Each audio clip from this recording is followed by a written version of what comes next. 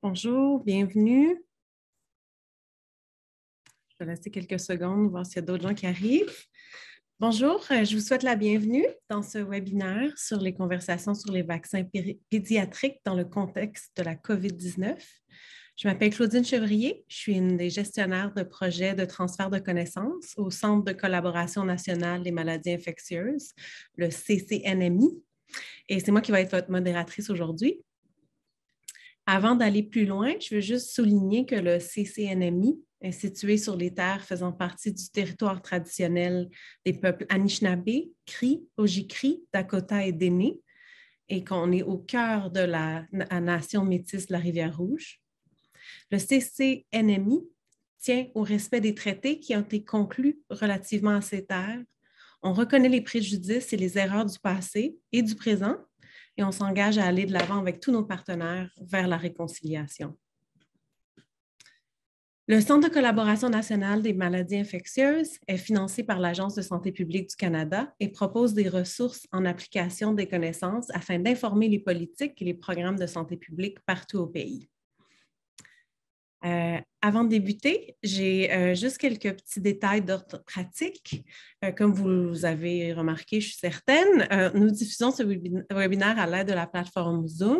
Si vous avez des questions d'ordre technique, s'il vous plaît, écrire un courriel au ncida@humanitoba.ca et on va faire de notre mieux pour vous aider. Ça devrait être aussi noté dans le chat.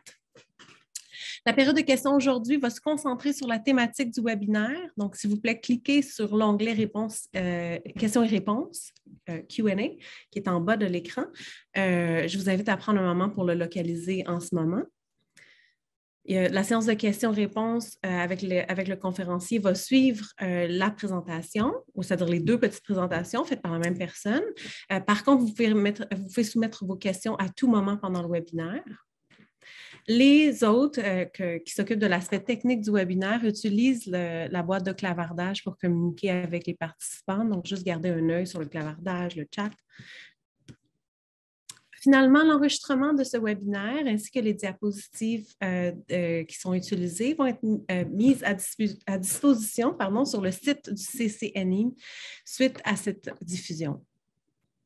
Donc, le webinaire d'aujourd'hui a pour but d'informer les prestataires de soins de santé au sujet des discussions et des conversations pour communiquer avec les familles et les personnes qui s'occupent d'enfants à propos des vaccins.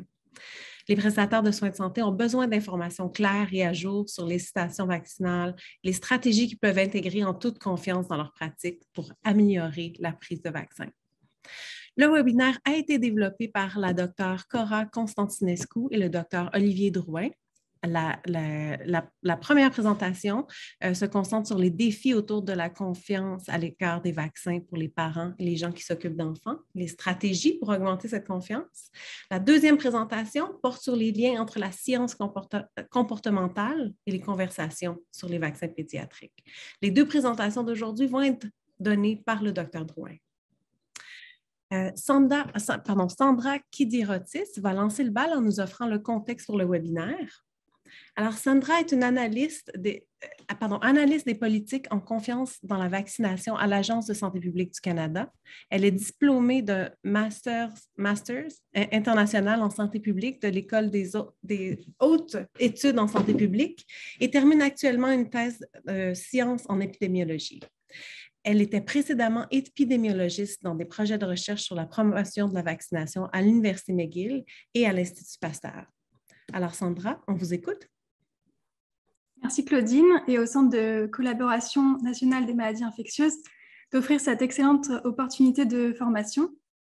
Je suis heureuse d'être ici aujourd'hui pour présenter ce webinaire au nom de l'Agence de la santé publique du Canada. La pandémie de COVID-19 et la campagne de vaccination qui a suivi ont mis en lumière le phénomène récurrent d'hésitation vaccinale. Cela a donné de l'élan aux efforts de recherche sur le sujet et donc permis d'obtenir des données supplémentaires visant à informer l'élaboration de stratégies efficaces pour renforcer la confiance de la population dans les vaccins. Les fournisseurs de soins de santé sont nombreux à savoir aujourd'hui que l'hésitation vaccinale n'est pas le résultat d'un simple manque d'information, mais plutôt une interaction complexe de nombreux facteurs. Au cours de la pandémie de Covid-19, l'ASPC a renforcé ses propres approches en matière de confiance vaccinale grâce aux apports des sciences comportementales, de l'écoute des médias, de la recherche universitaire et à l'engagement des parties prenantes pour comprendre les freins à la confiance vaccinale et pour élaborer des stratégies et des actions ciblées fondées sur les données probantes pour renforcer cette confiance. Nous devons l'expression « le message, c'est le médium » au Canadien visionnaire Marshall McLuhan. Son idée était que le mode de communication est plus important que son contenu. Cette théorie a été élaborée dans les années 60, mais peut être adaptée avec pertinence à notre contexte actuel. Le messager est le message. S'il est essentiel que le contenu soit exact et de qualité, la confiance dans la source détermine largement le poids accordé par le public à un message donné.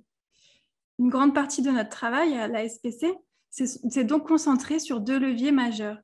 Les fournisseurs de soins de santé sont reconnus comme les sources d'informations sur les vaccins les plus dignes de confiance par les patients.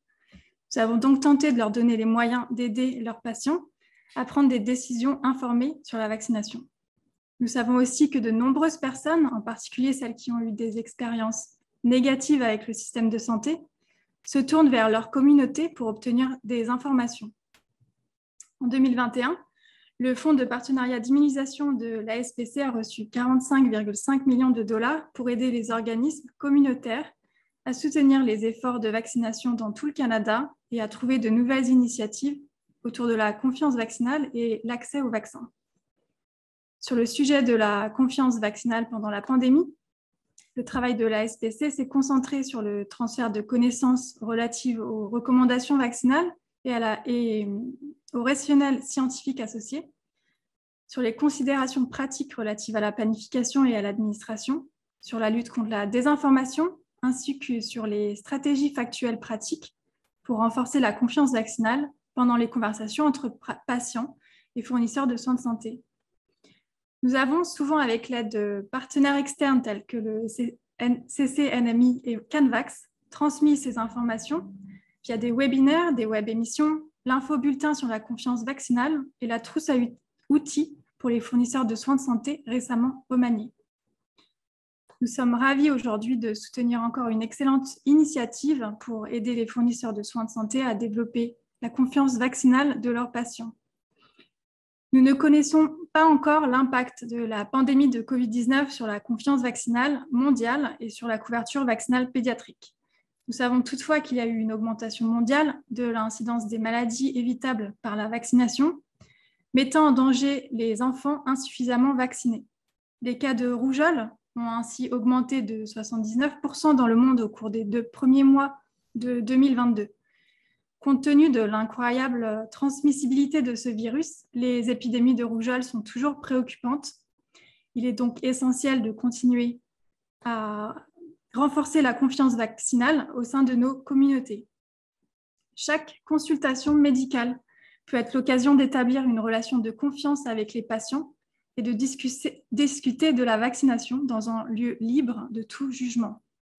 Cela dit, une seule conversation peut ne pas suffire. Les fournisseurs de soins de santé doivent se positionner comme une ressource fiable, compréhensive et patiente, prête à réaborder le sujet avec engagement et compassion. Communiquer de façon efficace et porteuse de confiance est une vraie compétence à travailler. Les docteurs Drouin et Constantinescu sont des experts dans leurs domaines respectifs. Les conseils qu'ils ont développés pour cette présentation aujourd'hui seront sans doute extrêmement utiles.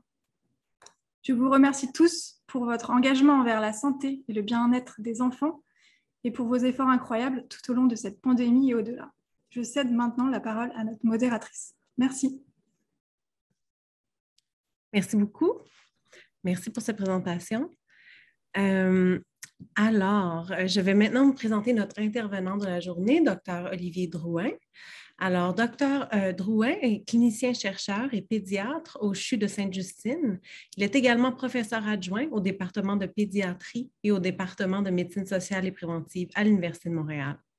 Il a suivi sa formation médicale à l'Université McGill et à l'Université de Montréal et obtenu une maîtrise en santé publique de la Harvard T.H. Chan School of Public Health. Ses recherches portent sur les sciences du comportement au service de la pédiatrie et de la santé publique. Il poursuit également des recherches sur les services de santé, les résultats centrés sur le patient et l'économie de la santé. Parmi ces thèmes de recherche, on peut citer l'adhésion aux médicaments, la promotion de la santé et plus récemment, la COVID-19. Alors, merci infiniment d'être ici avec nous, Dr. Drouin. Juste avant de vous laisser la parole, je vais noter pour les participants que vous pouvez envoyer vos questions à tout moment dans l'onglet de questions et qu'on pourra y répondre pendant la période de questions après. Alors voilà, on vous écoute. Parfait, merci beaucoup de la présentation, puis merci de m'offrir l'opportunité de présenter dans l'honneur de Molière ce webinaire. Donc, comme Mme Chevrier l'a dit, il y a deux présentations. C'est moi qui vais donner les deux. Le contenu de la première partie a été développé par ma collègue Cora Constantinescu,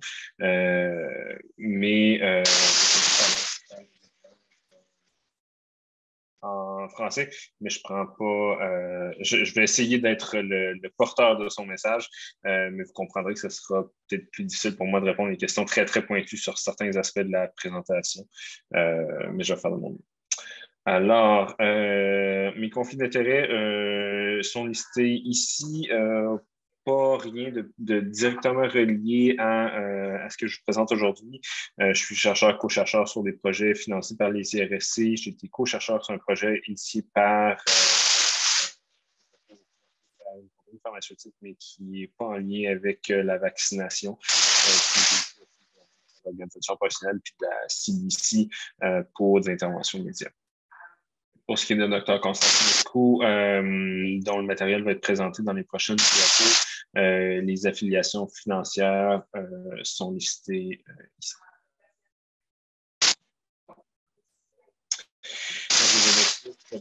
La présentation va discuter des difficultés liées à la confiance à l'égard des vaccins des personnes s'occupant d'enfants, de répertorier les stratégies destinées à renforcer la confiance à l'égard des vaccins des personnes s'occupant d'enfants et de discuter des moyens par lesquels les sciences du comportement peuvent guider les conversations sur le vaccin pédiatrique tenues.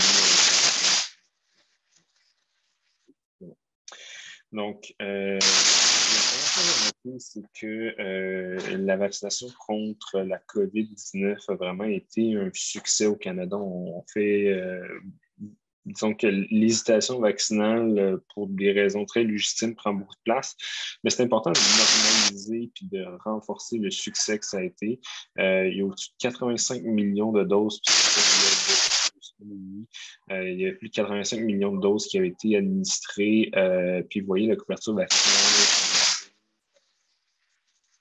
Qui avait reçu au moins une dose, puis en orange, brun, ceux qui avaient reçu 2 doses.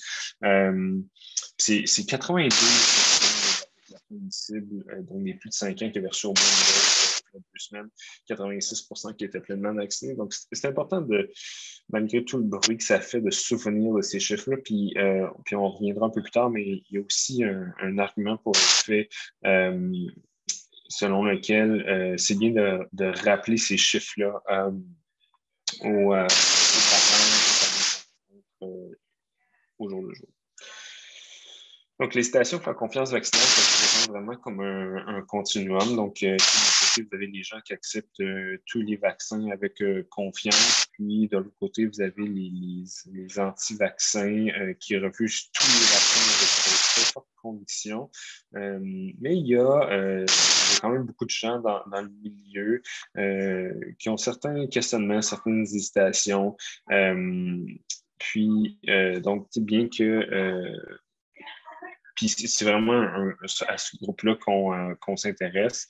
L'initiation est définie par le gouvernement comme un retard à accepter ou refuser de se faire vacciner malgré la disponibilité de services de vaccins. Puis comme je le disais, ça existe sur le continuum. Ça va de pair, mais c'est distinct de la confiance envers les vaccins. La confiance, c'est vraiment la conviction que les vaccins fonctionnent, sont sécuritaires et s'inscrivent dans un système médical digne de confiance.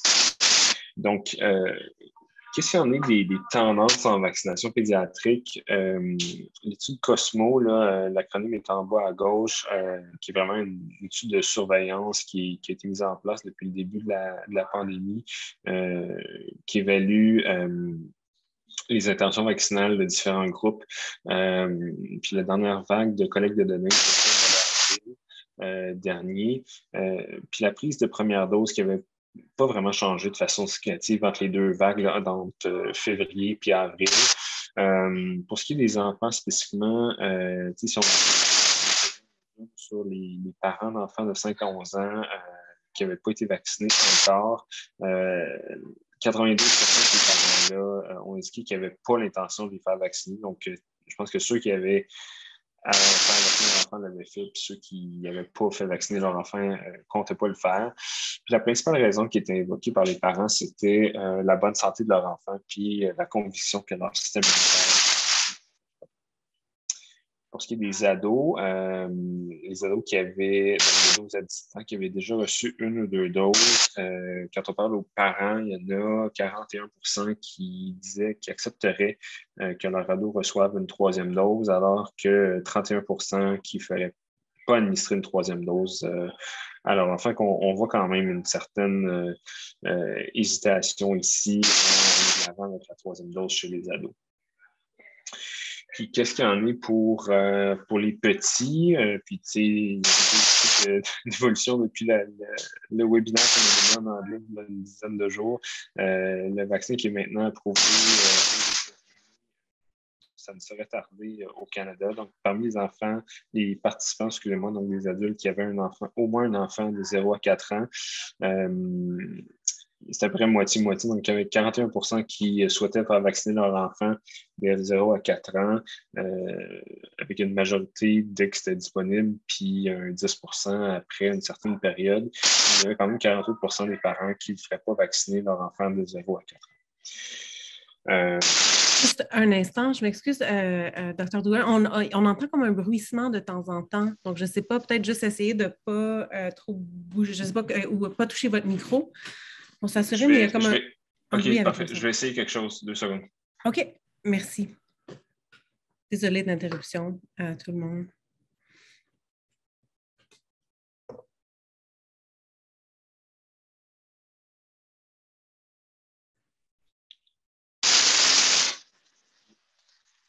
Arrêtez l'air climatique. J'espère que ça va fonctionner. Si je vous voyais de la sueur quand ça me coule du front, c'est ça. Ça devrait aider l'acoustique. C'est comme c'est peut-être lié au son. Juste peut-être pas bouger votre tête trop si votre micro est avec vos écouteurs. Ça va? Là, ça va.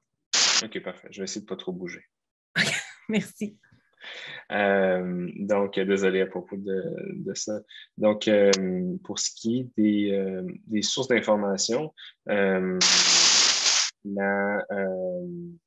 la grande majorité des personnes interrogées semblaient quand même indiquer une grande confiance par rapport à l'information sur la vaccination quand elle provenait des professionnels de la santé et des experts scientifiques.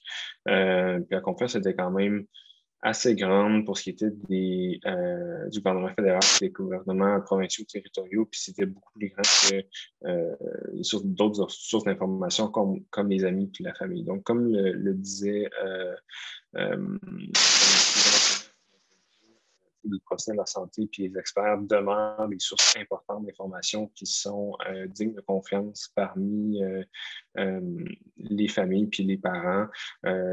Donc, c'est important de profiter de ces occasions-là pour avoir des discussions sur la vaccination.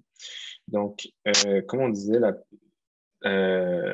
principale raison pour laquelle les parents sont hésitants, c'est qu'ils invoquent la bonne santé de leur enfant et la conviction que leur système immunitaire les protégera.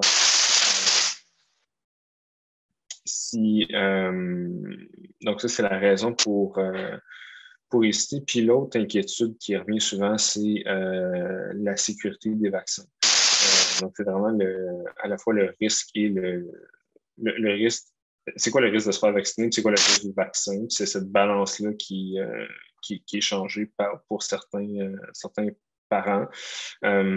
Pour ce qui est de la perception du risque de la maladie, il y a beaucoup de parents qui pensent que leurs enfants ne courent pas un risque élevé de complications liées à la COVID.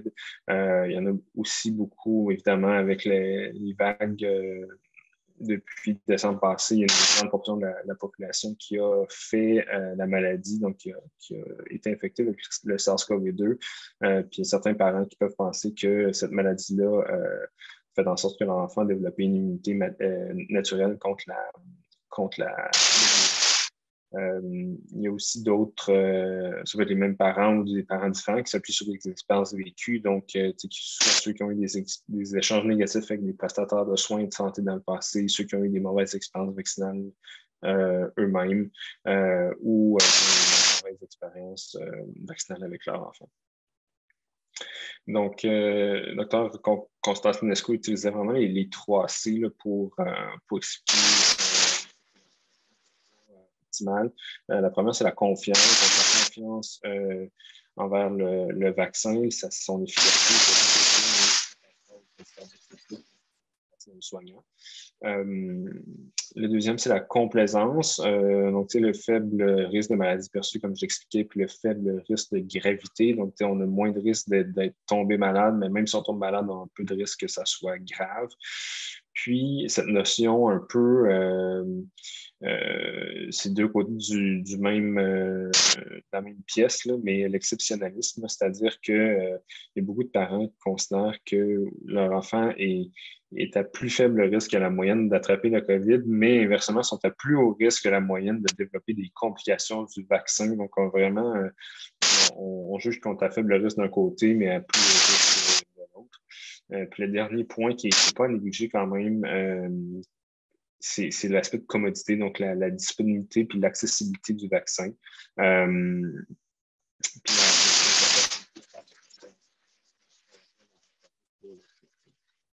Donc, avec tout ça, c'est important d'avoir des messages qui instaurent la confiance à l'égard des vaccins. Constantinescu suggérait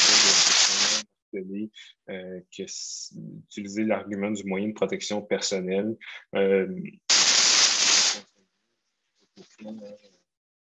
Collective. Donc, dans sa pratique, elle trouvait qu'il y avait plus de succès basé sur cette approche-là.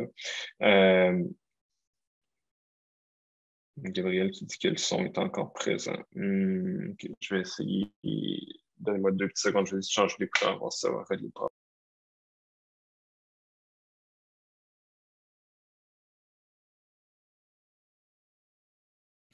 Donc, merci de rester avec nous pendant que Dr. Drouin essaie de trouver une solution au son qui persiste, qui continue de pas très bien fonctionner.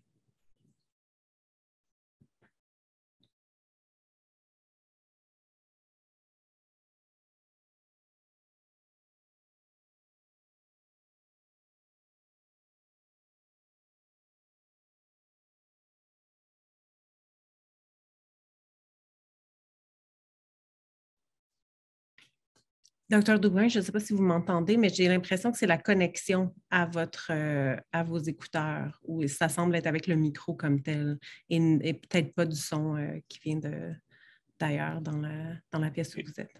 Bon, j'ai changé l'écouteur. J'espère que c'est mieux. C'est mieux? OK, parfait. Je suis vraiment désolé. On va se plaindre à une compagnie basée en Californie qui vend beaucoup d'électronique pour le problème. Donc, merci de votre patience, je suis vraiment désolé.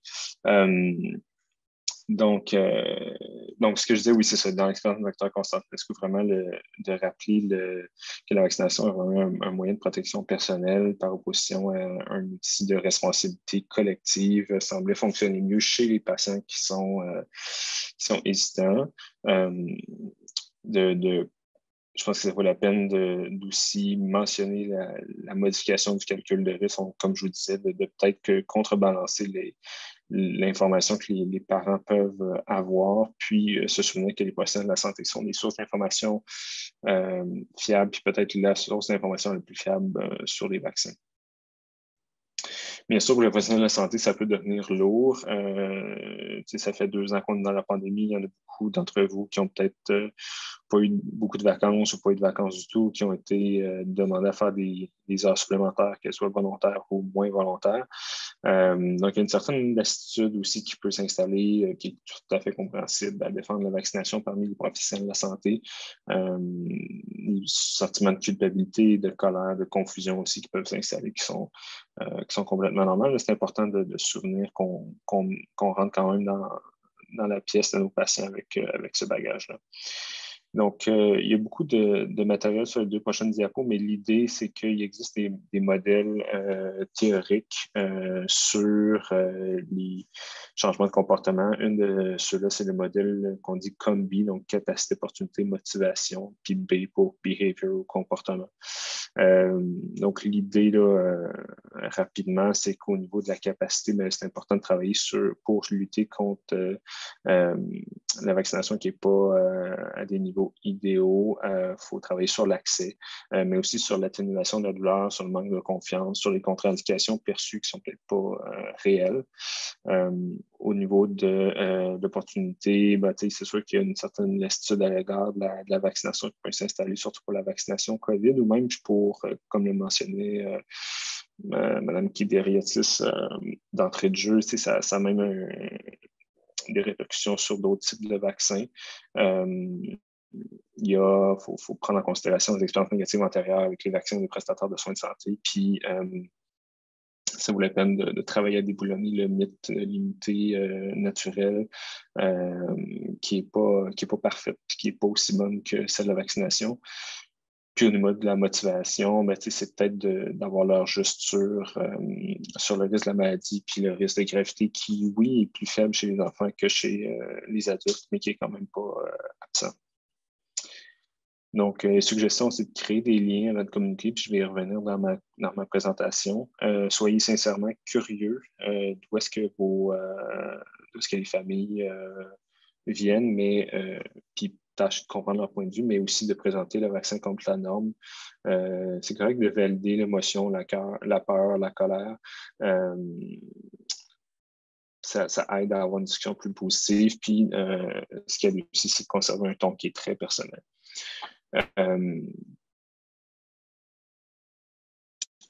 Il y a effectivement des gens qui ont des relations difficiles avec soit les prestataires de soins de santé ou la vaccination. Donc, ça vaut la peine quand même, avant de les juger, d'explorer les antécédents concernant les traumatismes culturels, puis la façon dont ça peut interagir avec les décisions relatives à la vaccination, les interactions négatives ou positives avec les patients de la santé, les interactions, les anecdotes reliées à la vaccination, puis les contre-indications personnelles perçues face à la vaccination. C'est pas facile. C'est facile de juger, c'est pas toujours facile de prendre le temps, mais je pense que si vous avez la chance d'explorer tout ça, c'est sûr que vous augmentez vos chances de convaincre votre interlocuteur là, du bienfait de la vaccination. Puis, Dr. Constante, est-ce que vous suggérez d'axer le message sur les avantages personnels du vaccin, comme je parlais tout à l'heure, de normaliser la vaccination en disant que vous êtes vacciné, que vous avez fait vacciner vos enfants, puis que d'autres parents dans votre cercle social l'ont fait, puis vraiment de rechercher une interaction positive qui a plus de chances de mener un succès plutôt qu'un affrontement. Il y a un truc mnémotechnique qui fonctionne un peu mieux en anglais qu'en français, qui était Protect, que j'ai essayé de traduire un peu ici, mais qui peut vous aider comme cadre de vaccination comme cadre de communication sur vos discussions par rapport au vaccin. La première, c'est de commencer la conversation de manière proactive, par exemple ça, présomptif. Donc, quand est-ce que vous allez vous faire vacciner plutôt qu'est-ce que vous avez l'intention de vous faire vacciner. De partager vos connaissances des faits, votre expérience sur la vaccination, d'adapter ou tailor les recommandations à leurs propres problèmes de santé. Donc, une fois que c'est le bénéfice des professionnels de la santé, c'est qu'on connaît l'historique de nos patients. Donc, par exemple, quand je travaille à la clinique d'asthme, je parle beaucoup de l'aspect respiratoire de la maladie parce que je sais que c'est une des inquiétudes que les parents ont. Donc, d'utiliser les connaissances que vous avez déjà à propos de vos patients pour pour adapter le message. Vous pouvez passer un petit peu de temps à discuter des préoccupations, mais ça ne devrait pas des préoccupations des parents par rapport à la vaccination, ça ne devrait pas constituer l'essentiel de la conversation. Puis, comme dernière étape, vraiment d'établir un plan précis pour savoir où et quand recevoir la vaccin, vraiment rendre ça concret, pratico-pratique. Je vais passer ça par souci de temps. Donc, puis la dernière chose qui n'est pas à négliger, surtout, c'est vrai pour les adultes aussi, mais je pense que c'est particulièrement important pour les enfants, c'est toute la question de la gestion de la douleur. Ça peut être quand même un élément qui peut bloquer ou du moins être déplaisant puis créer une expérience négative, soit pour le patient et ou pour la famille. Donc, il existe des ressources, là, il y en a une listée en note de bas de page pour aider à réduire l'expérience douloureuse de la vaccination. Établir un plan de confort, utiliser une crème anesthésiante dans la mesure du possible, utiliser un langage simple et positif. Donc, c'est plutôt que de dire vous allez voir, ça va faire mal. Renforcer les comportements qui sont bien passés. Puis, vraiment, utiliser le renforcement positif. Utiliser des positions confortables, puis détourner l'attention. Donc, la bonne vieille distraction fonctionne bien. Je ne suis vraiment pas un gros fan d'utiliser des téléphones intelligents, des écrans pour les enfants, mais ça peut être un petit 2 minutes où ça peut valoir la peine de le faire. Donc, c'était ça pour la présentation de Dr. Constantinescu. Je vais maintenant juste faire un petit switch, si vous me permettez. Ça devrait être 4 secondes.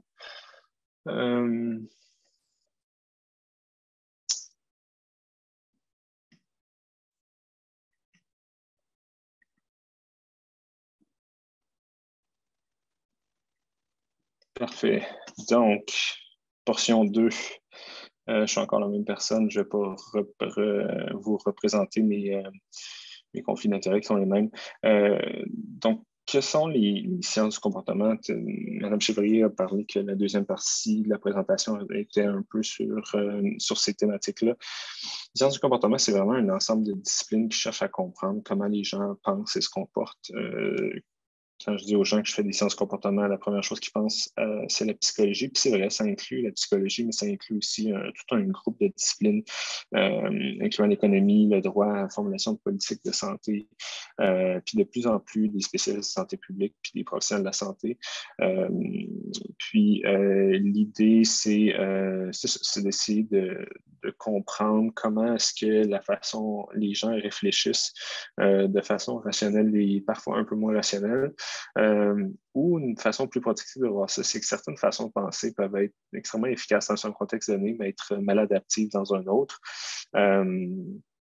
Peut-être le mieux connu, c'est le concept de système 1, système 2, là, donc, qui a été popularisé par Daniel Kahneman, qui est un prix Nobel, comme dans son livre Thinking Fast and Slow.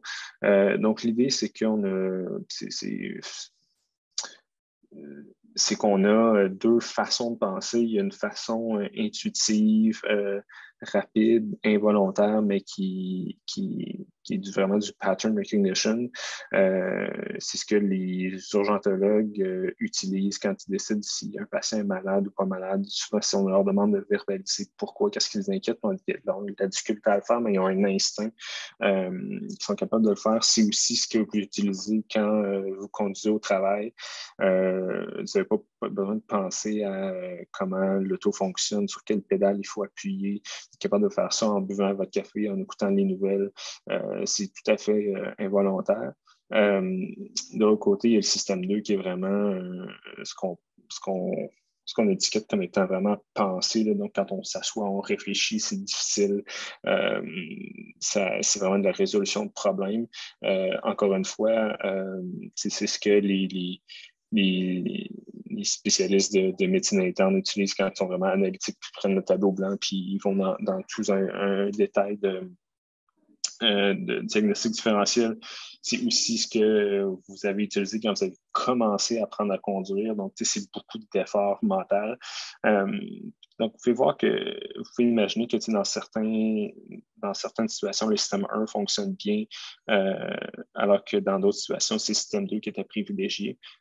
Puis pourquoi je vous parle de tout ça, c'est que c'est vraiment cette compréhension-là de la façon dont on réfléchit, dont on pense, dont on agit, qui peut expliquer certains des comportements qui peuvent être parfois inquiétants ou qui peuvent nous laisser perplexes par rapport à la vaccination. Mais, en comprenant la façon dont les gens réfléchissent, ça peut nous aider à comprendre pourquoi ils agissent de la sorte, puis nous donner des pistes de réflexion sur la meilleure façon de les aider. Puis comme le dit cet homme, qui est un autre prix Nobel d'économie, Richard Taylor, c'est pas que les gens sont stupides, c'est que le monde est compliqué. Puis je pense que c'est bien de s'en souvenir. La vaccination, c'est pas quelque chose qui est intuitif, c'est quelque chose qui est en fait assez complexe. Oui, on peut l'accepter d'emblée, mais l'idée qu'on doit faire quelque chose, on doit recevoir une piqûre douloureuse, puis que ça créer des antigènes qui sont maintenant après ça présentés par certaines cellules, sont reconnus, il y a une maturation des lymphocytes qui produisent des anticorps qui vont nous protéger peut-être contre une maladie future. C'est extrêmement compliqué, donc c'est normal pour certaines personnes d'avoir des doutes, d'avoir des questions. Puis de savoir d'où ces gens partent, puis comment ils réfléchissent, ça peut nous aider à avoir un petit peu plus d'empathie pour la façon dont on interagit avec eux. Donc le rapport entre les sciences du comportement et les vaccins, les gens ne sont pas idiots. Ça inclut tout le monde. Ça inclut les parents hésitants à l'égard de la vaccination, les parents anti-vaccins, parfois dans notre fatigue, dans nos interactions qui sont moins plaisantes, on peut juste se dire, voyons, c'est quoi leur problème, qu'est-ce qu'ils ne comprennent pas.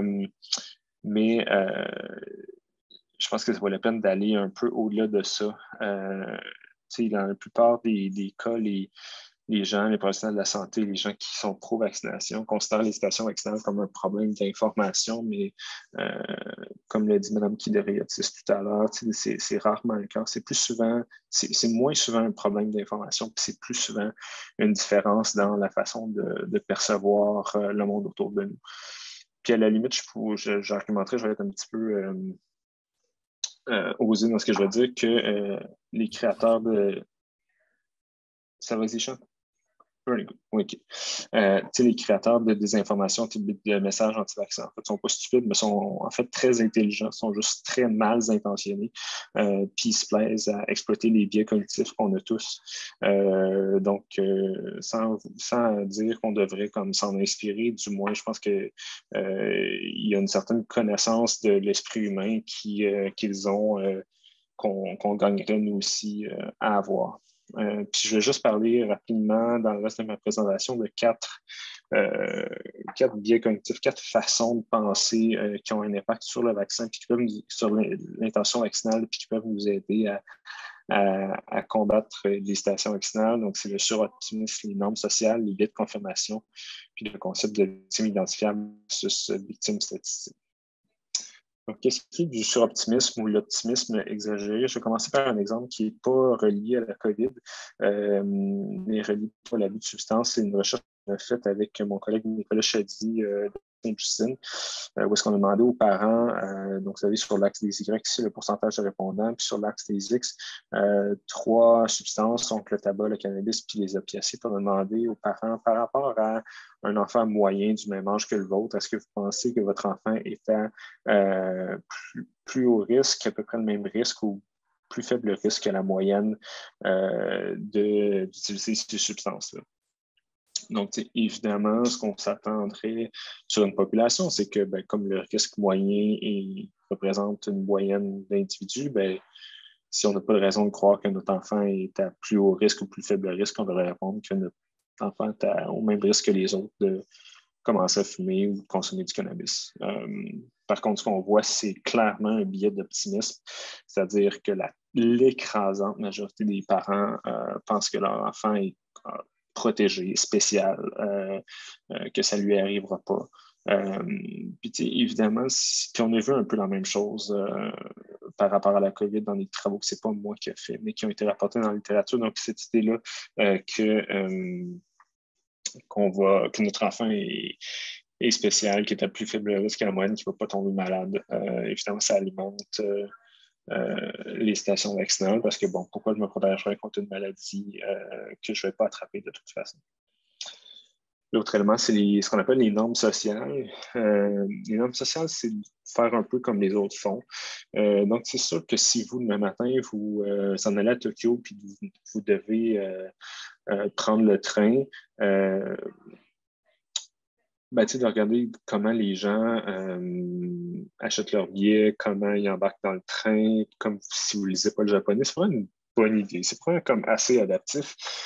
Le problème, c'est qu'on fait à peu près la même chose lorsqu'il s'agit d'opinion. C'est-à-dire que si on n'est pas certain de savoir quoi penser d'une question, que ce soit la crypto-monnaie ou que ce soit la COVID, ce qu'on fait, c'est qu'on se tourne vers les gens autour de nous, notre entourage, les leaders d'opinion, ce qui est dit dans les lignes ouvertes, puis dans les éditoriaux des journaux, puis on finit par, on regarde ce que ces gens-là disent ou pensent, puis on finit par adopter un point de vue semblable. Donc ça, c'est un problème. Puis, ça peut ne pas être un problème, mais ça peut aussi devenir un problème. Puis en fait, ça se confond avec l'identité. Donc, quand on fait partie d'un groupe, on a à la fois tendance à adopter le même point de vue, mais ça devient aussi plus coûteux d'exprimer une opinion différente de celle de nos pairs. Je vais faire un parallèle avec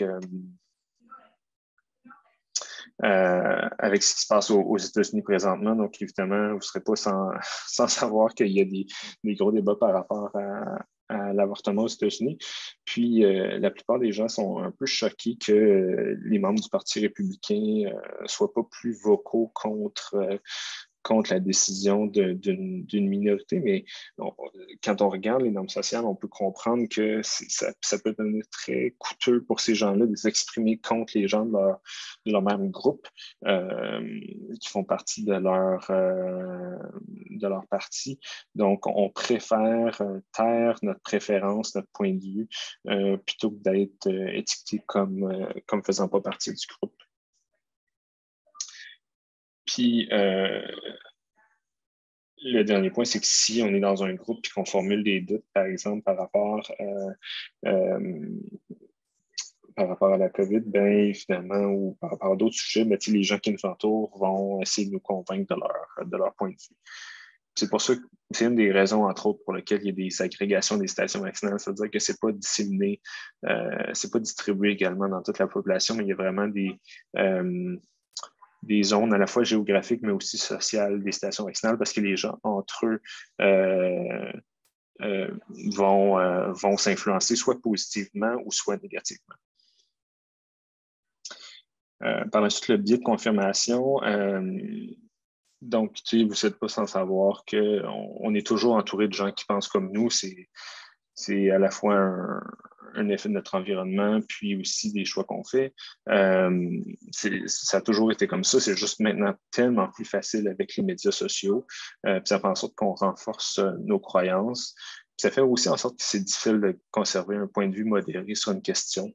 Puis ça a mis à influencer même la façon dont on regarde les faits. Puis ça explique pourquoi deux personnes qui regardent la même évidence peuvent en arriver à deux interprétations différentes. J'ai été victime de ça quand on a publié en septembre 2021 cet article-là sur les caractéristiques des enfants qui étaient admis avec la COVID au Canada.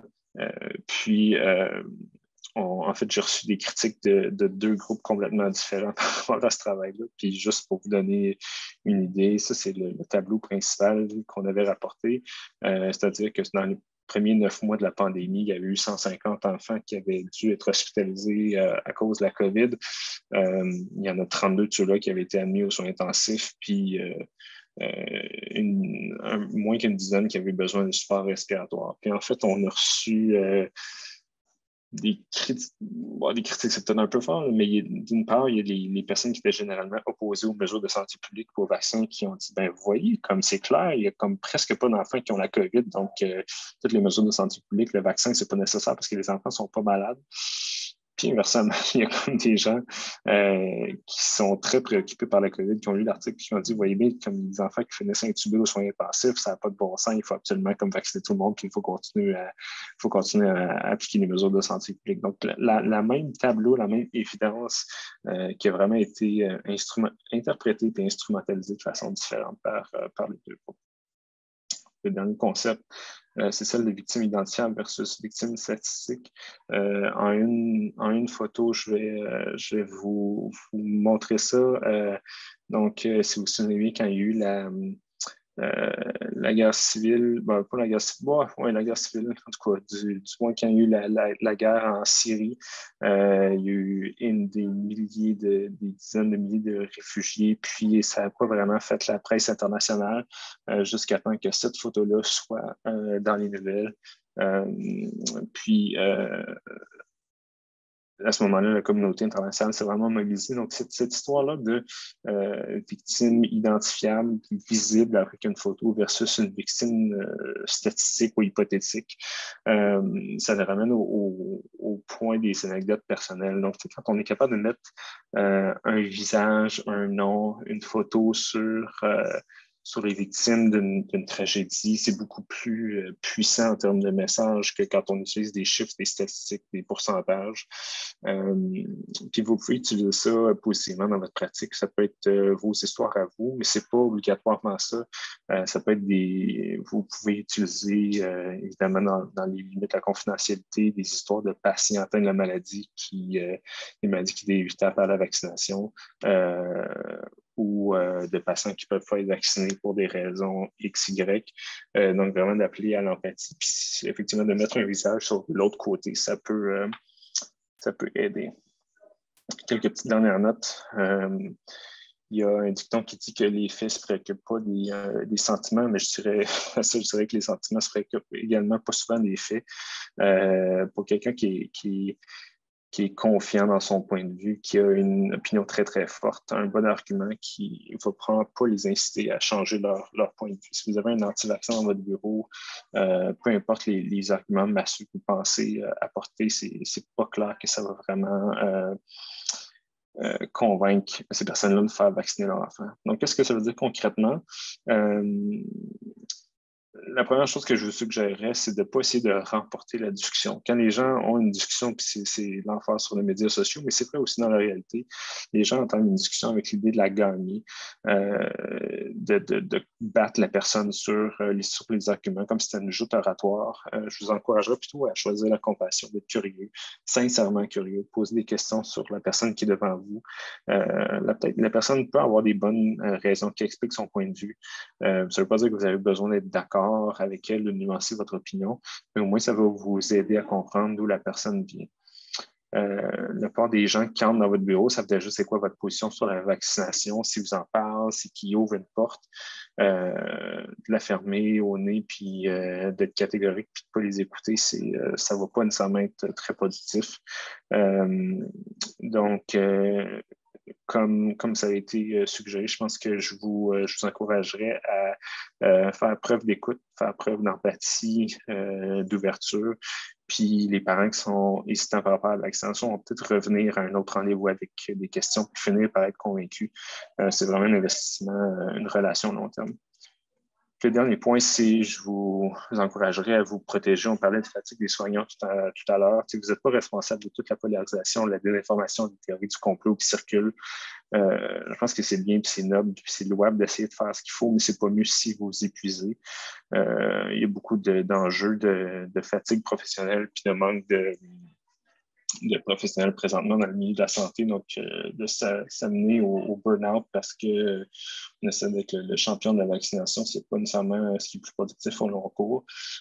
Si vous êtes face à un extrémiste colérique, un amateur de théorie du complot, ça vaut peut-être pas la peine d'insister, tant que vous avez peu de chances de vraiment le convaincre de toute façon. Je pense que ça vaut plus la peine de consacrer votre énergie à écouter peut-être des informations factuelles aux personnes qui se posent des questions légitimes, les gens qui sont dans le spectre des citations, mais qui ne sont pas complètement anti-vaccins, puis de corriger des informations qui sont incomplètes ou fausses. Puis ça sera probablement plus productif au long terme d'avoir cette discussion-là que d'essayer de gagner une dispute avec un complotiste. Donc, je voudrais juste remercier le FRQS puis les IRSC pour leur support. Puis ça me fera plaisir de prendre vos questions. Merci beaucoup, Dr. Drouin, pour votre présentation excellente.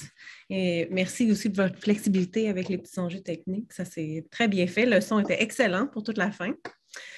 Donc, on va maintenant passer à la séance de questions et réponses. Encore une fois, je rappelle aux membres, aux participants on peut envoyer des questions en utilisant l'onglet questions et réponses en bas.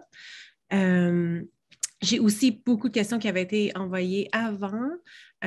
Donc, il y a aussi ces questions-là. Si vous avez déjà envoyé votre question, n'ayez crainte, elle a été notée. Voilà. Donc, la première question que je vous poserai, ça serait une question qui a été envoyée avant. Donc, ça dit: de quelle façon est-ce que vous pensez que la COVID-19 a affecté la confiance envers les vaccins au Canada en général? Et est-ce que ça change selon les différents groupes, comme les groupes socio-économiques ou d'âge ou d'origine ethnique? Oui, une question en 2 volets que je vais répondre en 2 volets. Je pense que présentement, donc, il y a le court terme puis il y a le long terme sur l'effet sur la vaccination. Tu sais, à court terme, je pense qu'il y a eu juste une question de déplacement de ressources, puis toutes les ressources vaccinales ont été, incluant celle de promotion de la vaccination, ont été beaucoup canalisées vers la COVID. Donc, il y a peut-être moins d'efforts qui avaient été mis sur les autres vaccins, ce conjugué à des problèmes de ressources humaines, puis fait en sorte que la vaccination, malheureusement, a diminué. J'ai espoir, mais je pense que le jury est encore en délibération, j'ai espoir que la polarisation qui a été causée par le débat sur la vaccination de la COVID n'a pas trop contaminé les gens pour ce qui est des autres types de vaccins. Malheureusement, une fois que la polarisation est en place, c'est difficile de s'en défaire. Mais je pense qu'il y a quand même l'évidence intéressante qui montre que, en général, l'acceptation vaccinale est plus grande pour les vaccins qui sont perçus comme étant de routine, donc incluant la vaccination en général. Donc, les gens se posent un peu moins de questions, sont un petit peu plus sur le pilote automatique du point de vue positif, c'est-à-dire qu'ils prennent comme d'emblée les vaccins qui font partie du calendrier standard versus les vaccins qui sont plus occasionnels ou qui sont à répéter. Donc, probablement s'il y a un impact négatif, je m'attends à ce que ça soit plus sur l'influenza, par exemple, ou sur d'autres vaccins qui sont occasionnels ou qui sont récurrents, plutôt que sur la vaccination en jeune âge, mais je me croise les doigts. Puis la deuxième portion, c'était sur les différents groupes. Oui, c'est ça. Je fais extrêmement attention. Je suis très humble par rapport aux groupes qui sont plus ou moins hésitants par rapport à la vaccination. Je pense que c'est très facile de catégoriser les gens basés sur des caractéristiques qui sont observables, que ce soit la couleur de leur peau, la langue qu'ils utilisent, l'endroit où ils vivent. Je pense qu'il n'y a pas de doute que les stations vaccinales se concentrent où ça forme des clusters, donc vraiment des groupes. Mais je pense que ça a plus à voir avec la façon dont ces gens-là communiquent, puis moins à voir avec la caractéristique sociodémographique. Ceci étant dit, je pense que ça vaut quand même la peine de faire des efforts pour que l'information factuelle par rapport à la vaccination, les sources fiables d'information soient disponibles pour la population en général dans des mots qui sont capables de comprendre.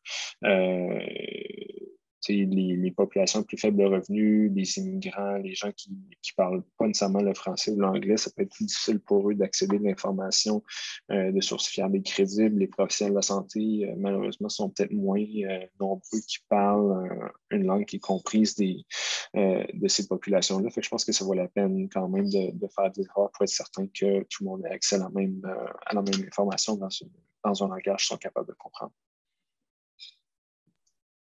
Merci.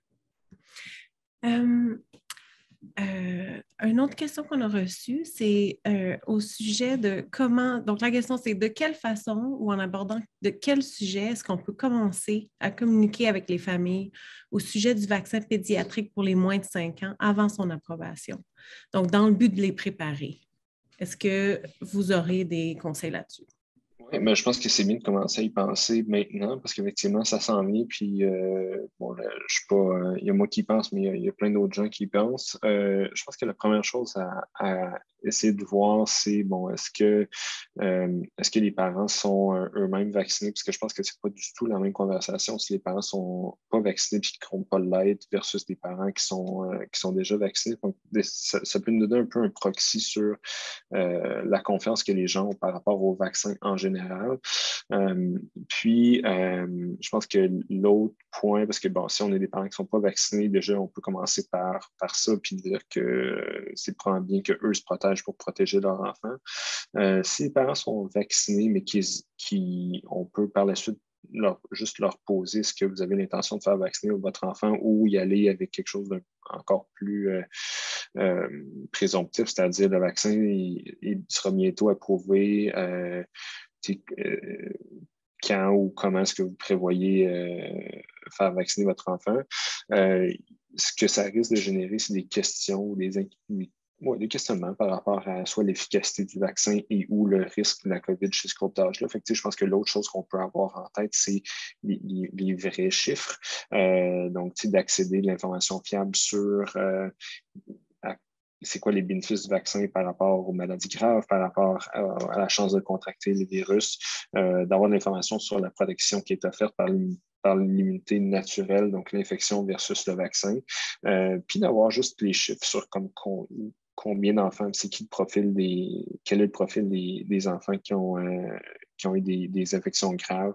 Je pense que d'avoir ces informations-là au bout de nos doigts pour les offrir aux familles, je pense que c'est un très bon point de départ pour ce qui est de la vaccination des 0-4 ans. Merci. La prochaine question est très précise, donc j'imagine que c'est quelqu'un qui a cet enjeu-là directement. Mais on demande donc pour les vaccins en général, les vaccins pédiatriques évidemment, de quelle façon est-ce qu'on peut présenter les risques à la santé de ne pas vacciner un enfant aux parents pour les aider à prendre une décision? Bien, je pense que je vais essayer de... Donc, évidemment, je pense, premièrement, ça vaut la peine, puis en tout cas, sans aller dans une histoire trop personnelle, je pense que ça vaut la peine de discuter de c'est quoi les risques de vacciner vraiment. Là.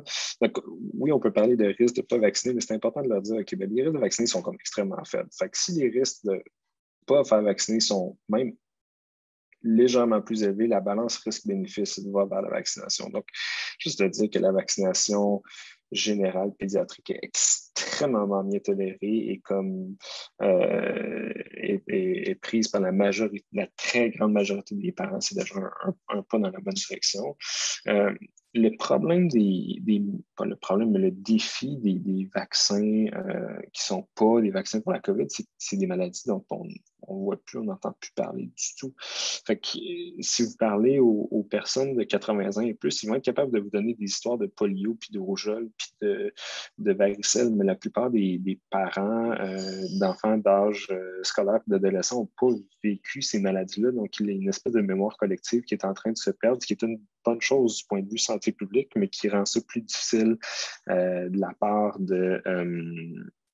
pour les intervenants.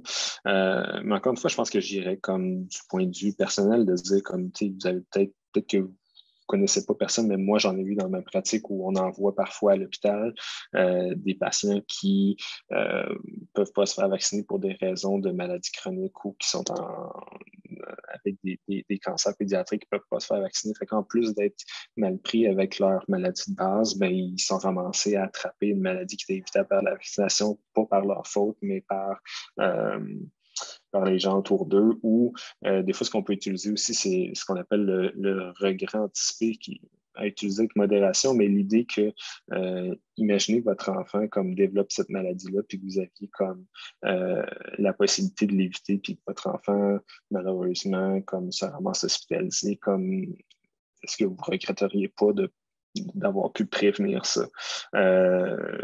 Donc, évidemment, il faut faire un petit peu attention. On ne peut pas faire du shaming non plus, mais de leur rappeler que c'est des maladies qui existent, des maladies qui créent des problèmes. Une raison pour laquelle on a développé des vaccins contre cette maladie-là.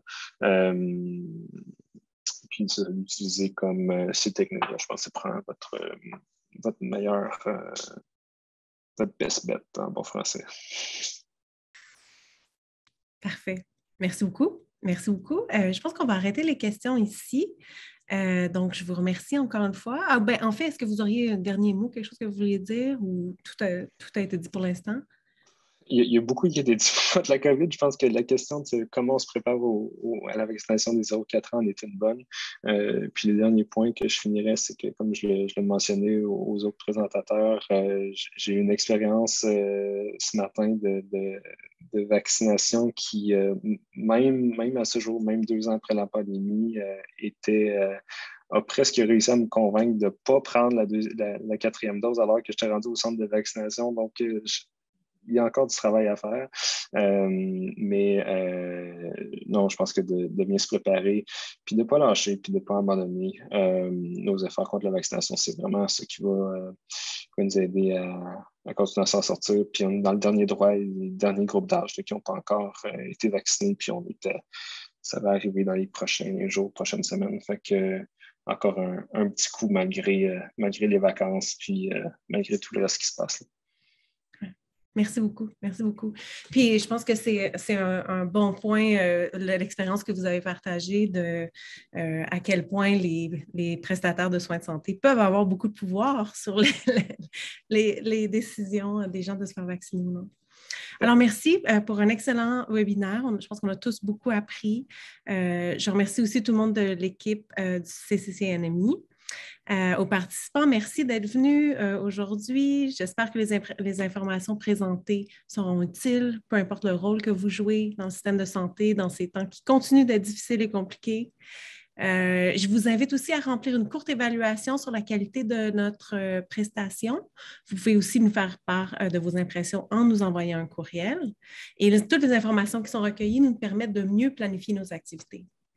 Alors, encore une fois, merci à tous. Merci de présentation. Bonne journée. Merci, au revoir.